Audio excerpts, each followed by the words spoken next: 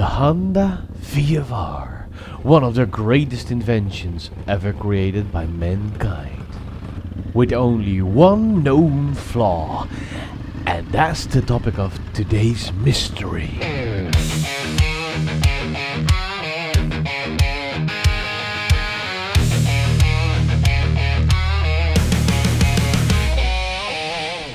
Hello ladies and gentlemen, boys and girls, welcome back to yet another video of Ed's Moto Mindset. And today it's time to dive deep in the mystery that's been haunting almost every Honda VFR since they ever created. And of course I'm talking about the voltage regulators. Those little boxes are supposed to keep your bike's electrical system running smooth, but instead they keep failing at the worst time possible. My own voltage regulator has been replaced a year ago with a very original, very pricey 120 euros version, and yet again it failed.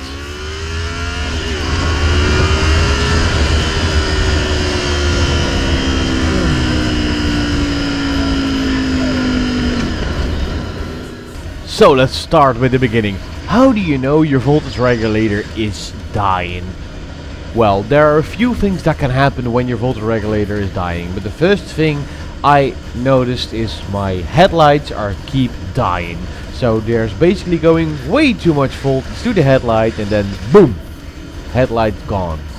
Second of all, it might start rough, and that can happen. It didn't for my bike, it happens a lot to people with a bad regulator. And lastly, your battery will easily destroy itself when it gets way too much voltage. So if your battery is like 9 months old, for example, and it's already dead, there might be a problem with your voltage regulator. There are ways to test if your voltage regulator is dying, but mine basically did perfectly well. You have to connect red and black or something with your ohm reader. You have to Google it. I tried to film it, but it's way too difficult to film. So just Google how you test it. But the problem is, my bike runs amazing unless it gets hot, which is very common. The hotter it is, the worse the voltage regulator is doing its job. So in this cold environment, while being in my living room, it runs great. It has no resistance, or it has zero resistance, which is what you want. So not bulletproof, and my filming is definitely not bulletproof. So, what should I do now? Buy a new regulator for 120 euros again. If you want to do that every year, that's fine by me. It's very easy to replace. One little, what's the English word? Sticker? I have no clue what the fuck it is. Connection. One little connection and it's replaced. 2 bolts, 1 little connection, you're done. But I don't want to do that every fucking year. So, what I did, I went to the forbidden website AliExpress.com and I ordered a voltage regulator for 10 euros. And of course, I'm not a complete lunatic, so I also ordered a volt reader, which gives me live information about the voltage regulator is sending to my system. And I have to be honest, I wasn't disappointed. It looks amazing. It's even thicker than the original, and more thick is more cold, is less heat, is more better, I guess. Basically, yes. The thing with voltage regulator is they get amazingly hot. They have to down all the voltage the alternator is getting out, and have to put it down to 13 to 14 voltage, so your headlight doesn't blow up and your battery doesn't blow up. So yeah, more steel gives it more opportunity to cool down.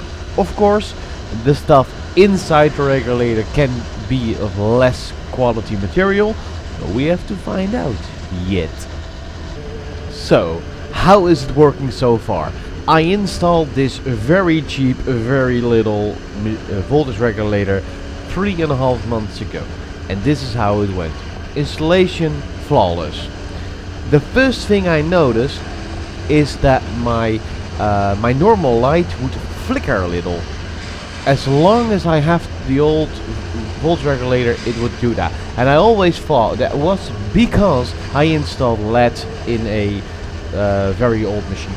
So I always thought, well, it's part of the game. If you install LED in an old bike, 30 years old bike, you get that kind of behavior. But the moment this new voltage regulator was installed, my light is stable. So that is one thing. The second thing I noticed, it pulls harder. It feels like it pulls harder. That is weird. It should not affect somehow. My bike is carbureted, so there's no injection or something. Maybe it's giving a better spark. Maybe, I'm not sure. Anyway, you hear it right.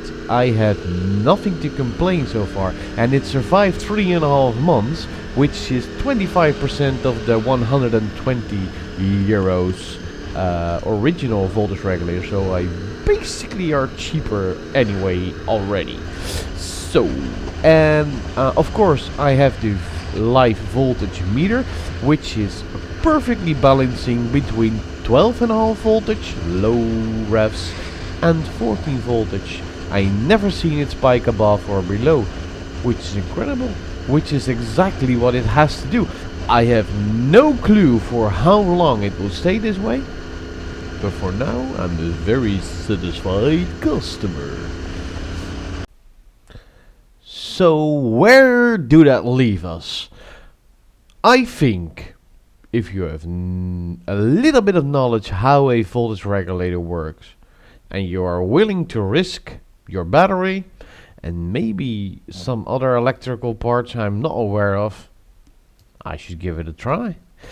It's better to cool your voltage regulator, replace it, and make it cooler so it runs longer and stays more alive. I've seen people placing it under the rear tire, so it gets more wind and it gets water from riding.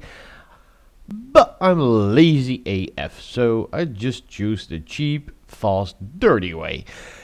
If you like this kind of content, you should subscribe, of course. And if you don't like this kind of content, you should go somewhere else on YouTube or wherever you see this video. So, thank you for watching. I'll see you in the next one. Cheers!